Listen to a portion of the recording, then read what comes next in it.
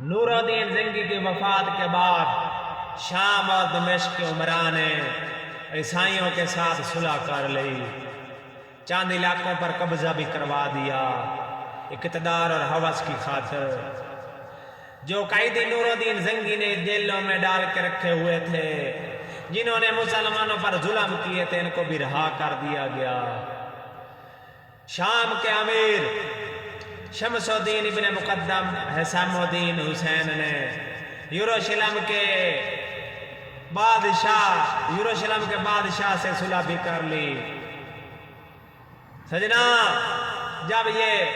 بات صلاح الدین ایوبی نے سنی کہ شام اور دمشق عمرا نے صلح کر لی، وہ رونے لگا، پریشان ہو گیا اور امام شرف الدین سرکار کے پاس گیا، کہنے لگا، امام صاحب تم تحریر لکھو، خط لکھو، شام اور دمشق والوں کو خط لکھو، وہ آپ کی عزت اور ادب کرتے ہیں، احترام کرتے ہیں، وہ آپ کی مان جائیں گے کہ آپ لکھو کہ عیسائیوں سے صلح نہ کرو، یہ خطرناک بن سکتے ہیں۔ جب امام شرف الدین سرکار نے فرمایا، جب ملت کے مفاد پر انسانی نفس کی طلب حاوی ہو جاتی ہے تو پھر وہ بصارت اور سماعت دونوں سے محروم ہو جاتا ہے۔ ایسے بد نصیبوں پر تحریر اور تقریر اثر نہیں کرتی، ان کا علاج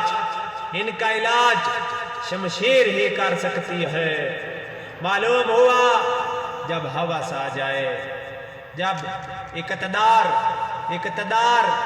کی ہوس پیدا ہو جائے، دنیا کی ہوس پیدا ہو جائے، تو پھر نہ کچھ دکھائی دیتا ہے کہ کیا ظلم ہو رہے ہیں، نہ سنائی دیتا ہے کہ مسلمان چیخو پکار رہے ہیں۔ جیسے بیت المقدس میں مسلمانوں کی مائیں بہنیں چیخو پکار رہی تھی، چیخ رہی تھی، کوئی ہے ابن قاسم، ان عمرا سوروں کو یہ آوازیں سنائی نہیں دی، کیونکہ ہوس تھا، اقتدار کا ہوس تھا، کرسی کا ہوس تھا، دنیا کا ہوس تھا۔ اس لیے ان کی آنکھوں اور کانوں پر پٹی آ گئی